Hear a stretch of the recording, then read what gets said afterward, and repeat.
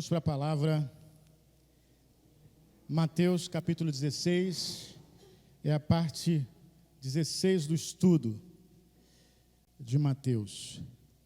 Glória a Deus, glória a Deus. Irmãos, eu tenho falado aqui, ensinado isso, que vocação religiosa não salva ninguém, né? Existem pessoas que têm vocação religiosa e se sentem bastante orgulhosos por causa disso, mas não é isso que traz salvação. Somente a fé em Jesus Cristo traz salvação. Então, não é observar um rito, não é você obedecer um ritual, nada disso traz salvação. Mas, desde que o mundo é mundo, as pessoas têm entendido mal a palavra de Deus. Tem entendido mal a palavra de Deus. Entendido mal por quê? Porque, infelizmente, irmãos, é da natureza do ser humano. Nós vemos uma coisa que funcionou de determinada maneira e a gente diz, tem que ser sempre assim. Só que Deus nunca disse que tem que ser sempre assim. Deus é um Deus criativo, Ele está sempre fazendo algo novo, fazendo uma coisa nova, fazendo algo diferente. Deus está sempre trabalhando de forma diferente. Mas o ser humano insiste em tentar colocar Deus numa caixa e dizer, Deus só age assim, Deus só faz assim. Não, porque Ele fez assim no passado, mas Ele não tem só essa maneira, não. A palavra de Deus diz, os caminhos de Deus são mais elevados do que os nossos caminhos, ou seja, nós não alcançamos a maneira de Deus fazer. Bom, então hoje nós vamos falar no capítulo 16 sobre essa questão dos religiosos. Quem eram os religiosos da época de Jesus? Quem eram os religiosos? Quem eram aqueles que estavam sendo afetados? Porque o que acontece? Quando a fé em Jesus chega, ela ameaça a religião. Por quê? Por que a fé em Jesus ameaça a religião? Porque a fé em Jesus não exige ritual. A fé em Jesus é o crer na pessoa de Jesus Cristo. A religião não. A religião diz que você vai ser salvo pelo ritual. Se você fizer o ritual tudo ali certinho, se você fizer tomar a comunhão certinho, se você fizer tudo direitinho, aí você vai ser salvo.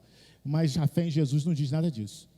Então, quando Jesus chega aqui no capítulo 16, os fariseus, vamos ler?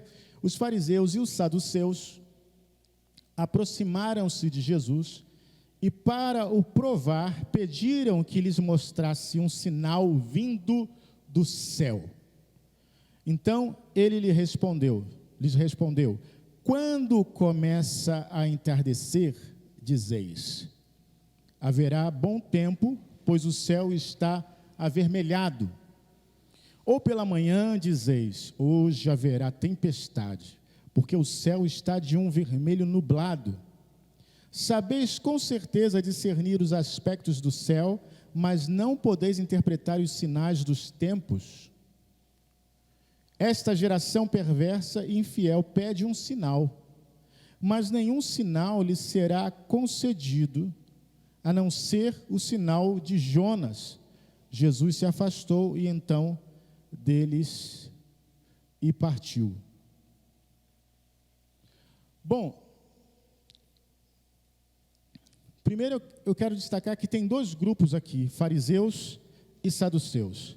Eu já estive falando sobre os fariseus e saduceus, e eles, embora estivessem unidos nesse momento, eles tinham pensamentos totalmente diferentes.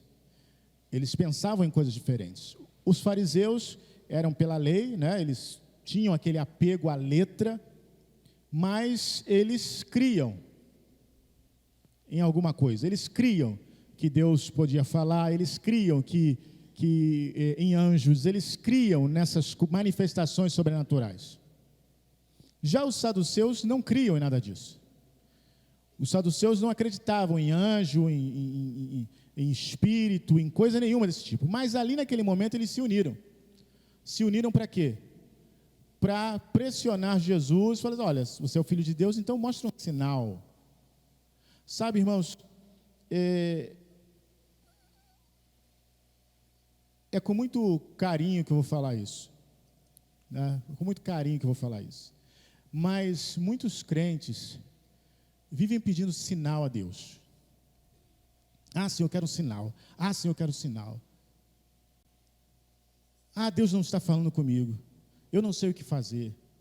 Irmãos, nós precisamos ter fé que o Senhor vai guiar os nossos passos. Quando nós perguntamos algo a Deus e nós não temos a resposta, vamos continuar fazendo aquilo que Ele nos disse antes para fazer. Sabe por quê? Aquela indecisão pode ser uma tentação da nossa carne. A gente está sendo tentado pela gente mesmo. A Bíblia diz que o homem é tentado pela sua própria concupiscência ou pelo seu próprio desejo. Então, muitas vezes a gente está numa situação e a gente quer mudar aquilo, mas Deus não está falando nada para mudar. É o momento de você se segurar ali e ficar quieto, porque Deus está trabalhando na sua vida. Mas aí você fala, mas eu estou pedindo a Deus, Deus tem que me dar uma resposta, isso tem que mudar, e Deus está falando, não é isso. Muitas vezes, as pessoas ultrapassam o sinal e tomam qualquer decisão e depois vão se arrepender. Pois se eu não tivesse feito aquilo naquela hora, por que eu não esperei? É isso mesmo, esperar. Irmãos, eu tenho aprendido uma coisa que tem me ajudado bastante. Isso com respeito às pessoas, né? Já viu aquela pessoa que chega assim, olha, tem um negócio, mas você tem que dar resposta agora. Fale não. Se eu tenho que dar resposta agora, então é não. Porque eu preciso de tempo para pensar. Mas se tem que dar resposta agora, não tem jeito, tem que ser agora. Essas coisas que você tem que dar resposta agora, geralmente são um problema. Você dá resposta precipitada, então tá. Aí depois você vai ver, meu Deus, por que eu falei? Sim, então a melhor coisa, se é uma coisa na correria, tem que dar resposta agora, então não. Eu preciso de tempo. Você vai me dar um tempo para eu pensar? Né? Se você me der um tempo para pensar, pode até haver um sim, mas se você quiser a resposta agora, é não. Por quê, irmãos? Nada é feito na correria.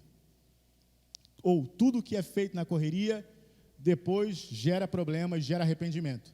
Então é melhor a gente ter calma e esperar realmente Deus falar, continuar do jeito que está, porque Deus é o responsável pelas mudanças de tempos na nossa vida. Deus é o responsável por isso.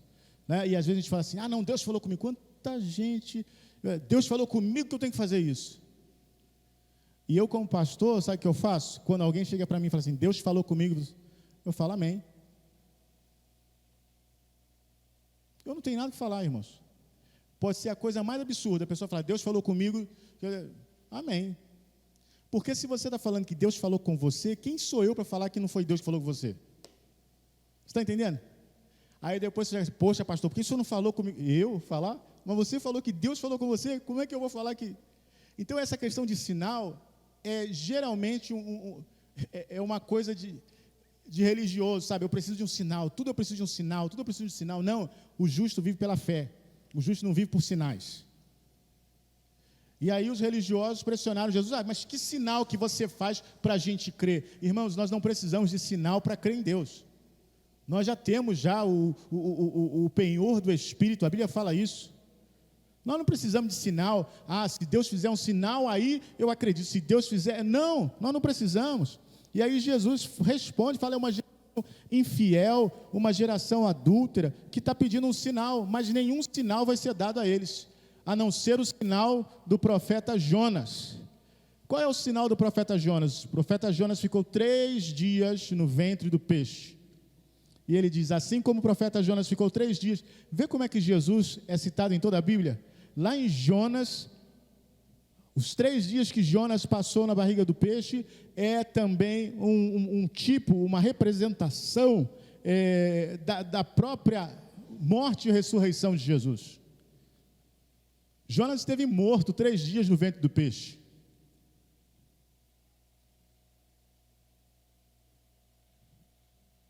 Como assim, pastor? Jonas esteve morto no ventre do peixe? Gente, pensa bem. Quem que fica na barriga de alguém? Só a criança, quando está sendo gerada, fica 9 meses, depois sai. Mas alguém na barriga tem oxigênio na barriga do peixe? não, tinha um bolsão de ar. Ele ficou morto 3 dias na barriga do peixe. E Deus tirou ele de lá de fora. Mas qual base bíblica o Senhor me apresenta para dizer que ele ficou morto 3 dias? Quem consegue ficar sem respirar 3 dias?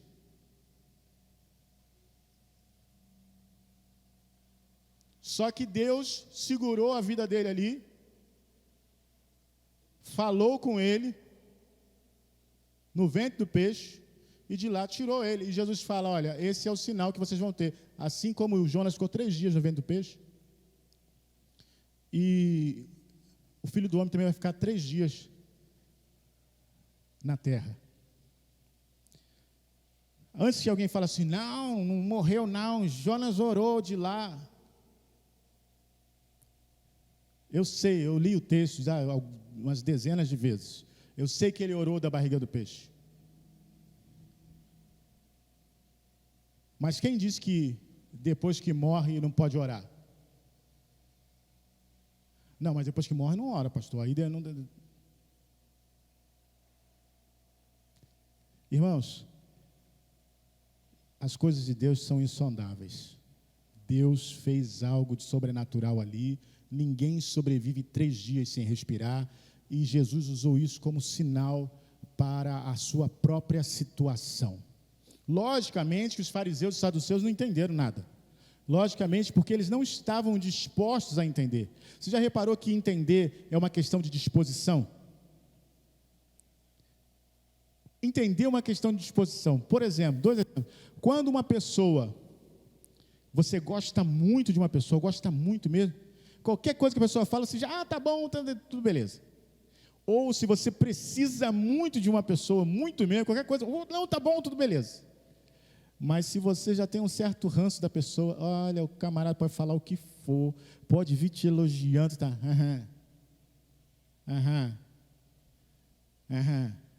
Falou, não entendi nada. Você não quis entender. É diferente. Você não quis entender, porque você já tem um ranço com a pessoa, aí você já fecha o coração. Então, os fariseus já tinham o coração fechado, não adiantava. Jesus podia falar o que fosse, que eles já estavam já estava pré-concebida a ideia deles a respeito de Jesus. Então Jesus fala com os discípulos. Olha o que Jesus fala com os discípulos, versículo 5. Indo os discípulos para o outro lado do mar, esqueceram-se de levar pães. E Jesus lhes falou, estejais alerta, e acautelai-vos do fermento dos fariseus e saduceus. Entretanto, eles discutiam entre si, dizendo, é porque não trouxemos pães? Percebendo a desavença, Jesus indagou, por que discordais entre vós, homens de pequena fé, sobre o não terdes pão? Ou sobre não terdes pães? Não compreendeste até agora, nem sequer lembrais dos 5 pães para 5.000 homens, e de quantas cestas recolhestes, nem dos 7 pães para aqueles outros 4.000, e de quantos cestos recolhestes? Lembra que eu falei que alguns acreditam que eram 2 narrações da mesmo milagre, da multiplicação do pão? Aqui Jesus está colocando que não, são 2 situações diferentes, uma para 5.000 e a outra para 4.000, e Jesus está falando com os discípulos, vocês não lembram disso? Eles ficaram preocupados porque eles não tinham levado pão, né, e a viagem provavelmente ia demorar um pouco mais, eles ficaram preocupados com aquilo, e aí Jesus chega para eles e fala, olha, cuidado com o fermento dos fariseus e dos saduceus. Ele está falando isso porque a gente não trouxe pão. E aí Jesus chama eles de homens de pequena fé. Quando você está com o pão vivo que desceu do céu, você não precisa se preocupar com o pão. Aleluia! Aleluia, é isso que Jesus está dizendo. Vocês não têm que se preocupar, vocês são de pequena fé. Vocês não compreenderam até agora, olha o versículo 9, não compreenderam até agora, nem sequer lembrais dos 5 pães para 5.000 homens. Olha o milagre que Deus fez, e dos 7 pães para 4.000. Ou seja, com Jesus não tem necessidade que não seja suprida, com Jesus não tem falta, não tem nada que não seja possível. Então, por que vocês estão preocupados com isso? Vocês têm que se preocupar com o fermento dos fariseus e dos saduceus. Versículo 11. Como não entendeis que não vos falava a respeito de pães, e sim, tende cuidado com o fermento dos fariseus e saduceus? Compreenderam então que não lhes dissera que guardassem do fermento dos pães, mas que se acautelassem da doutrina dos fariseus e saduceus. Será que essa doutrina dos fariseus e saduceus existe hoje? O que vocês acham? Irmãos, toda doutrina que coloca qualquer outro tipo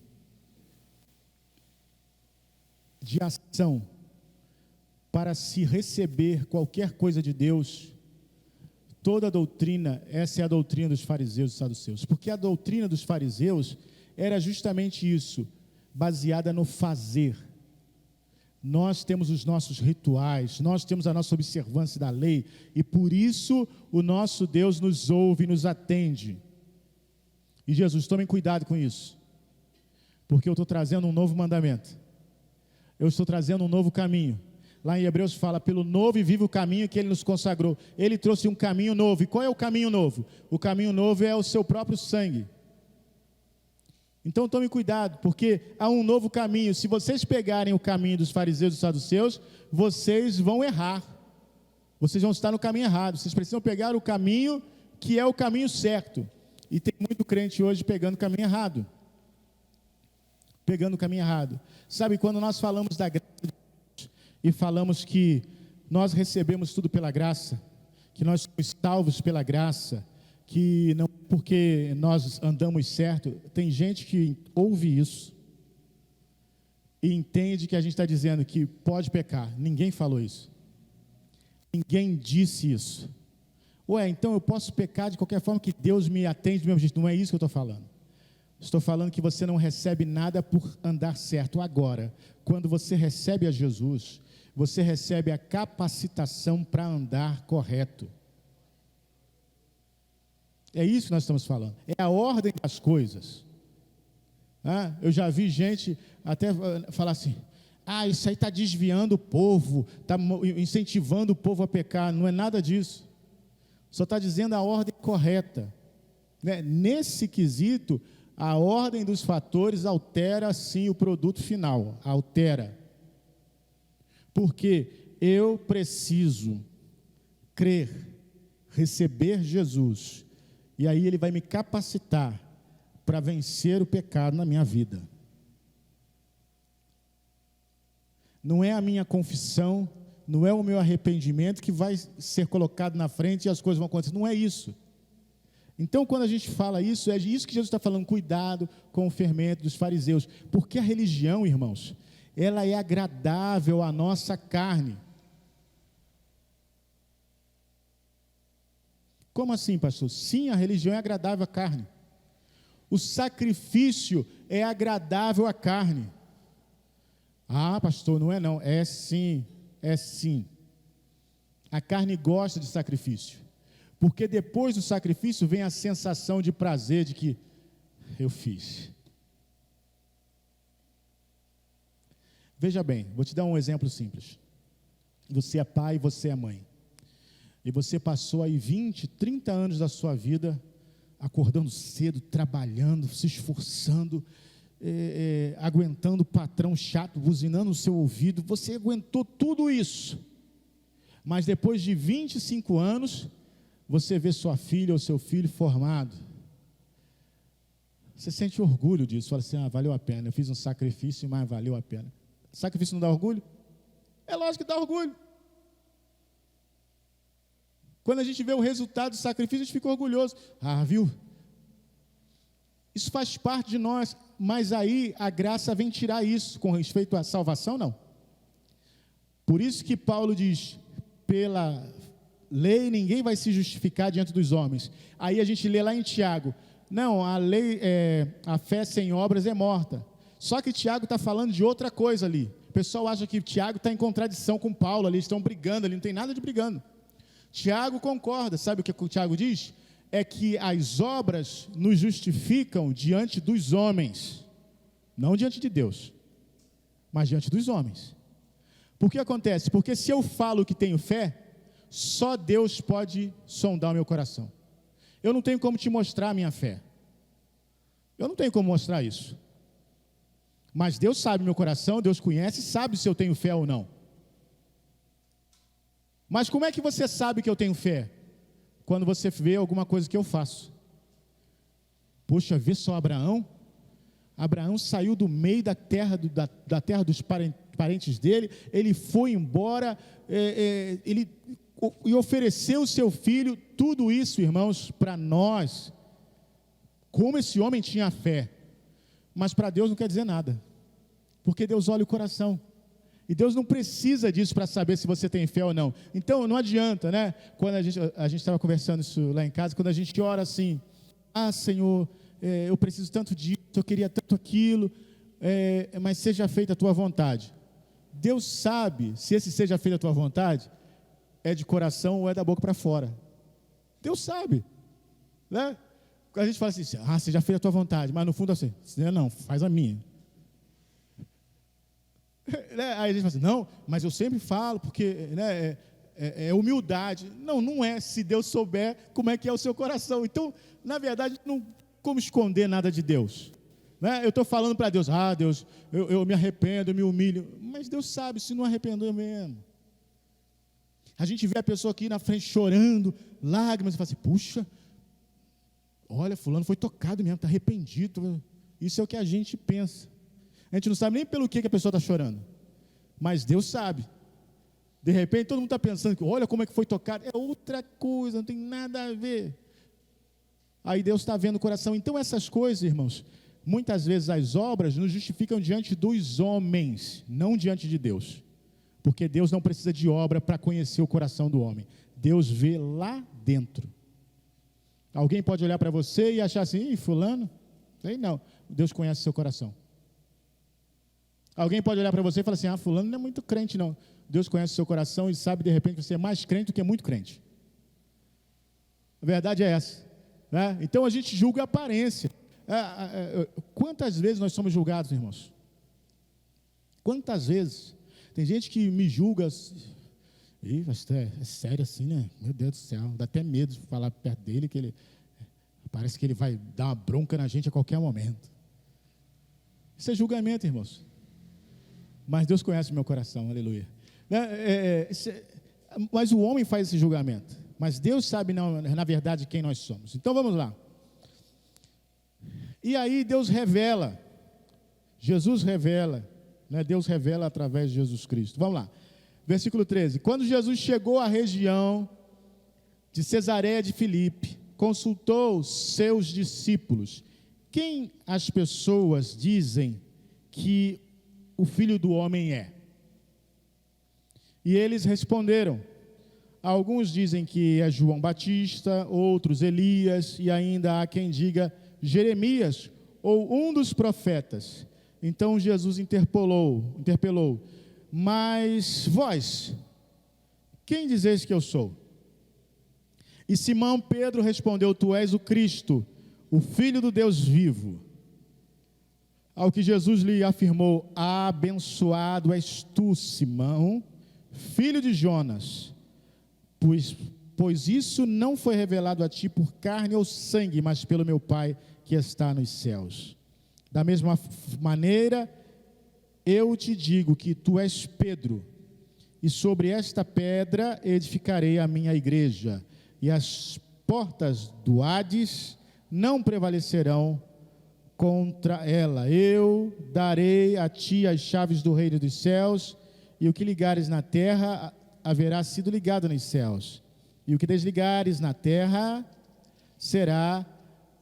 haverá sido desligado nos céus. E então ordenou aos discípulos que a ninguém dissessem ser ele o Cristo. Então, veja bem, Jesus fez uma enquete. Jesus começou a perguntar: quem que as pessoas dizem que eu sou? Sabe, e é difícil reconhecer Jesus. Muitas vezes, isso acontece com os crentes. Nós admiramos tanto o ministério de Elias, o ministério de Isaías, o ministério de Jeremias, o profeta chorão, o ministério dos apóstolos também, né, de Pedro, de Paulo. João Batista, era um homem poderoso em palavras. A gente admira tanto essas pessoas, começa a colocar acima de Jesus. E Jesus perguntou: quem eles dizem que eu sou? Dizem que você é Elias, que tem um ministério parecido com Elias. Ou como Herodes pensou, é João Batista que voltou para me assombrar, né? E Pedro declara, e essa declaração de Pedro revela algo para nós. Pedro declara: tu és o Cristo, o Filho de Deus vivo. E Jesus diz: foi o Pai que revelou. É a primeira revelação do Espírito ali no Novo Testamento para os discípulos. Foi o Pai que revelou isso. Por quê, irmãos? Ninguém diz que Jesus é o Cristo se não for pela revelação do Espírito. Ninguém diz que Jesus é o Cristo se não for pela revelação do Espírito. Sabe, essa nossa decisão que pareceu tão simples, um dia eu quis servir a Deus, foi pelo Espírito. Sabe aquele momento que você está meio mais barro do que tijolo, você está meio assim, meio lá, meio cá, e de repente você fala assim: não, eu vou orar, eu vou buscar Deus, é o Espírito. É o Espírito. O Espírito está falando e revelando a todo tempo, e é o Espírito que nos revela Jesus Cristo. É o Espírito que nos revela Jesus Cristo. Se o Espírito não revelar, é como o dízimo. Tem pessoas que falam: o dízimo é da lei, esse pastor está ensinando tudo errado. Gente, antes de falar qualquer coisa, leia a Bíblia. Porque desde o Gênesis, desde Abel e Caim, tinha dízimo. E não tinha lei nenhuma ali ainda. Desde lá tinha dízimo. Dízimo não é lei do homem dizendo vai e dá, não. Dízimo é revelação no coração. Você reconhece. Por que Caim e Abel foram levar o dízimo? Onde que estava escrita essa lei? Não tinha lei. Mas eles sabiam: olha, há um Deus que deve ser honrado. Há um Deus que deve ser honrado. E nós vamos honrar com as primícias do nosso trabalho. Então, quando nós damos o dízimo, não é porque é lei, não, é reconhecimento. Deus me deu 100% disso, eu estou trazendo 10%. Aí tem aqueles que falam assim: mas eu em oferta dou muito mais do que eu dízimo. Amém, ué. Dê. Mas qual o problema de falar dízimo? Tem certas palavras que as pessoas ficam meio com alergia. Dízimo, prosperidade, não faça essa palavra não. Eu não quero nada disso. Por isso que está do jeito que está. Bom, então, prosseguindo.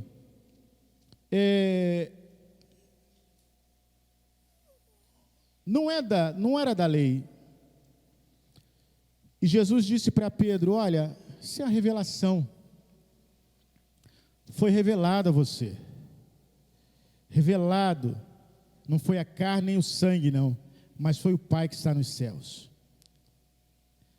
E aí ele diz algo aqui que foi confundido e é confundido muito tempo hoje. Não estou atacando religião de ninguém, não é isso. Só estou falando do jeito que a gente enxerga esse texto. Porque a Igreja Católica, ela enxerga esse texto de uma outra forma. Ela enxerga esse texto aqui como sendo Pedro o primeiro Papa da Igreja e que a Igreja foi construída sobre Pedro.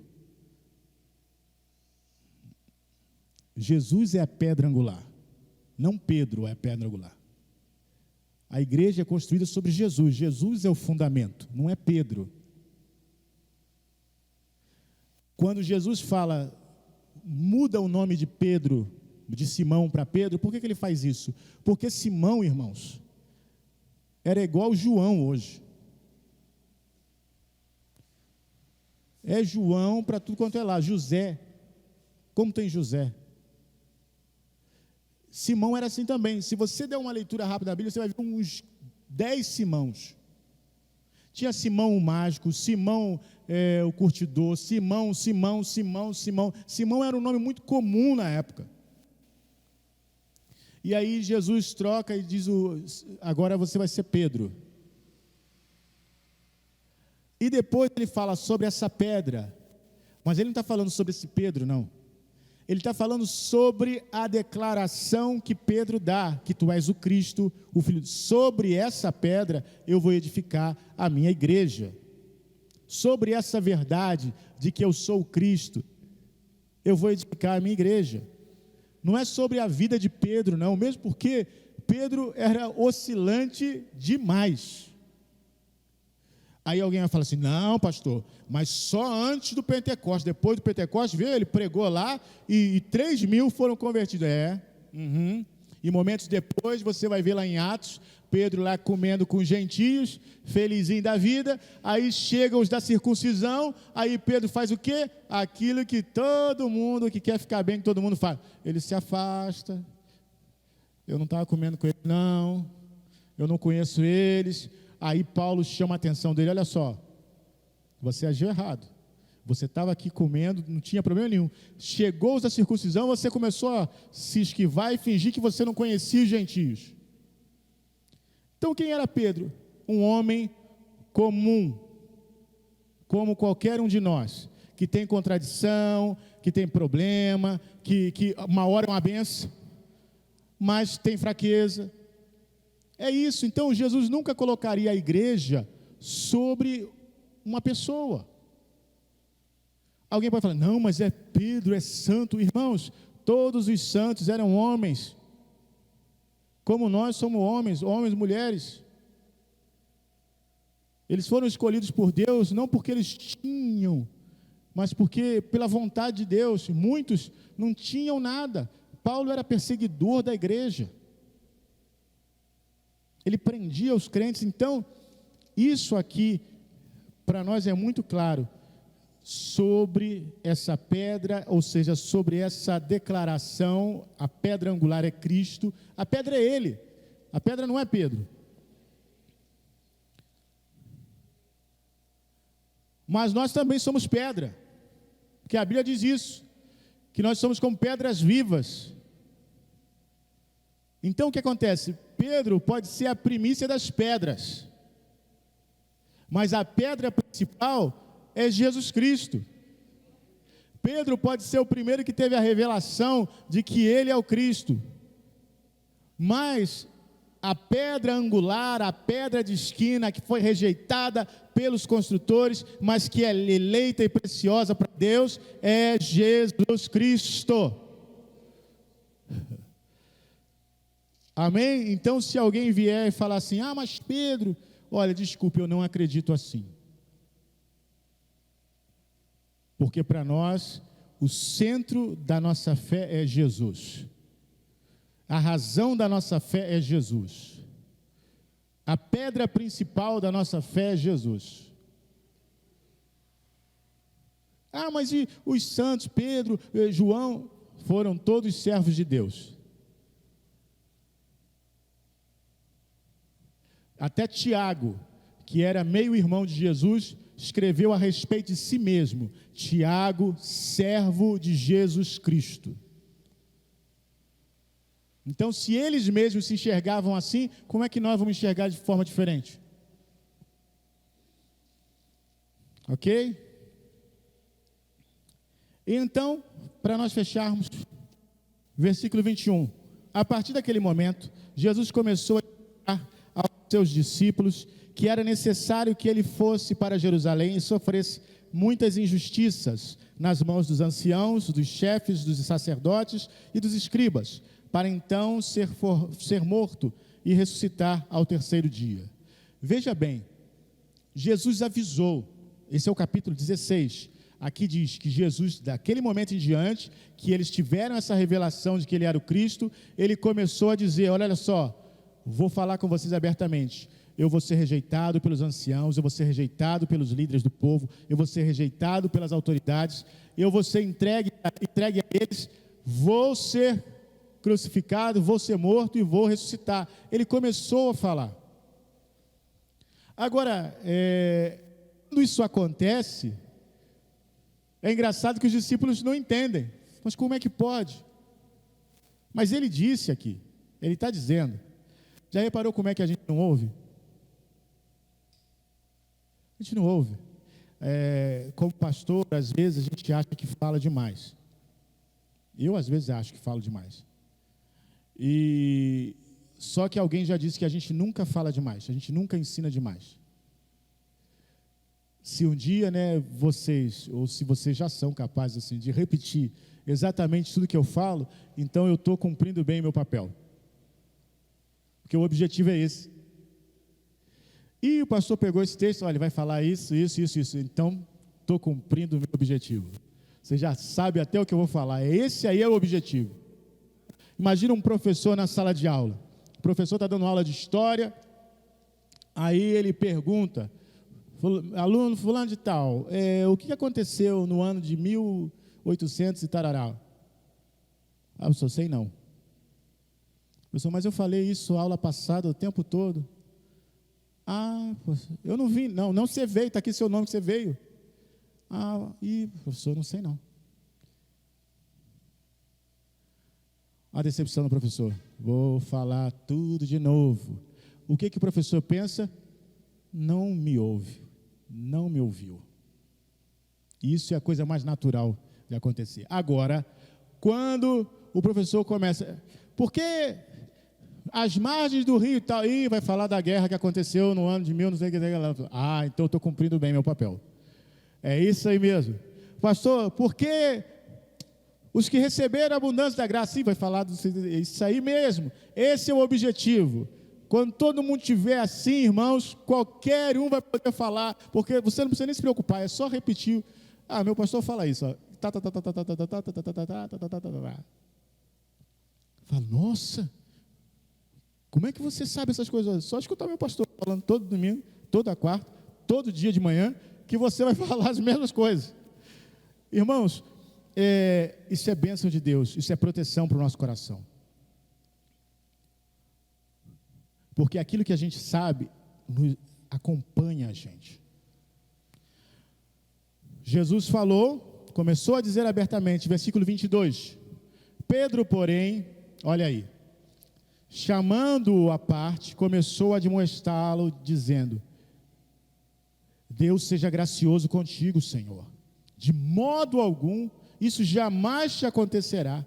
E virando-se Jesus, repreendeu Pedro: para trás de mim, Satanás, tu és uma pedra de tropeço. Olha só, como é que lá atrás ele falou: tu és a pedra, eu vou edificar minha igreja, agora ele está falando: tu és uma pedra de tropeço. Você está vendo como é que não é isso? Não era isso. Logo depois, eu creio que esse texto veio logo depois para deixar bem claro que não era isso que Jesus estava falando. Mas vamos lá. Tu és uma pedra de tropeço, uma cilada para mim, pois tua atitude não reflete a Deus, mas sim os homens. Então Jesus declarou aos seus discípulos: se alguém deseja seguir-me, negue-se a si mesmo, tome a sua cruz e me acompanhe. Porquanto quem quiser salvar a sua vida, a perderá. Mas quem perder a sua vida por minha causa, encontrará a verdadeira vida. Pois que lucro terá uma pessoa se ganhar o mundo inteiro, mas perder a sua alma? Ou o que poderá dar o ser humano em sua alma? Mas o Filho do Homem virá na glória de seu Pai com seus anjos, e então recompensará cada um de acordo com as suas obras. Com toda certeza vos afirmo que alguns dos que aqui se encontram não experimentarão a morte até que vejam o Filho do Homem vindo em seu reino. Olha só, tudo isso que Jesus fala tem relação com o que ele falou para Pedro. Você não cogita nas coisas de Deus, mas você cogita nas coisas dos homens.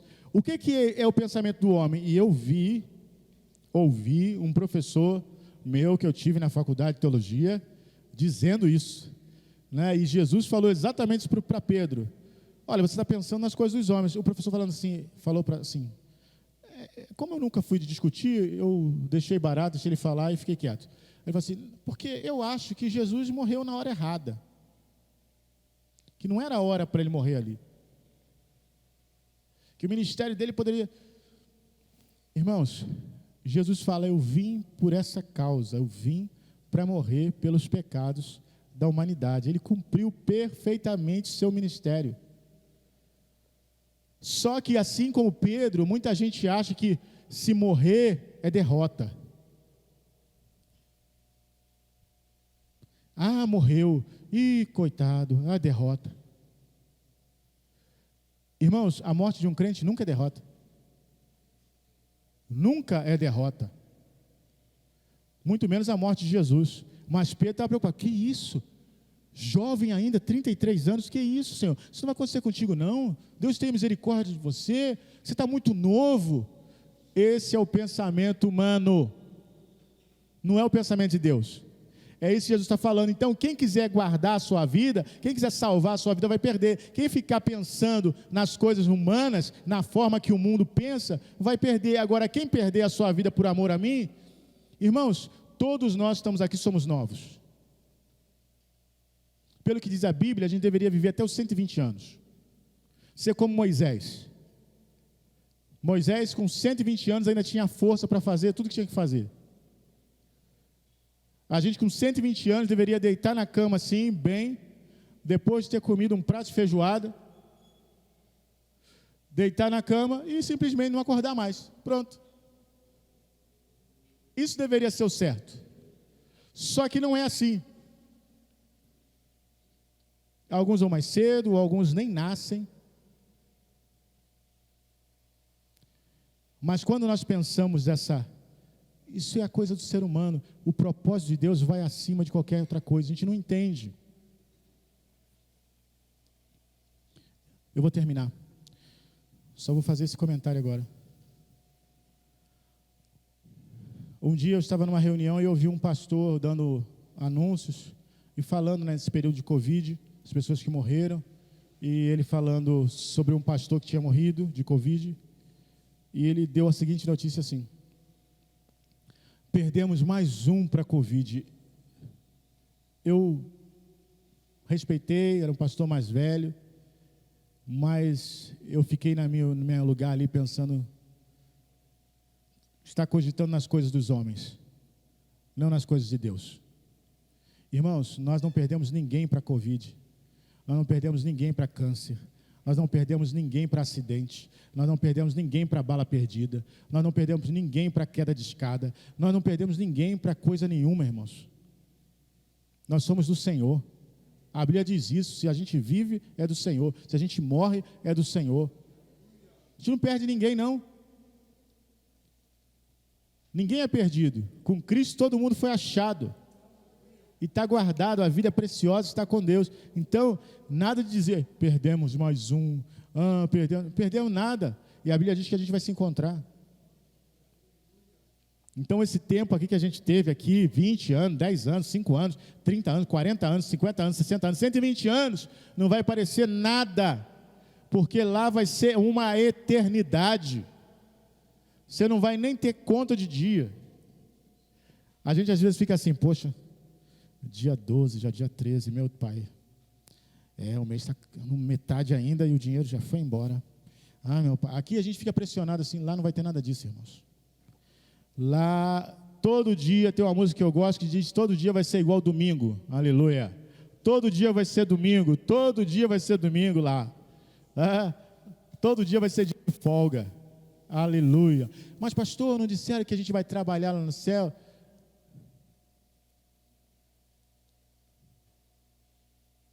Você vai ter função no céu.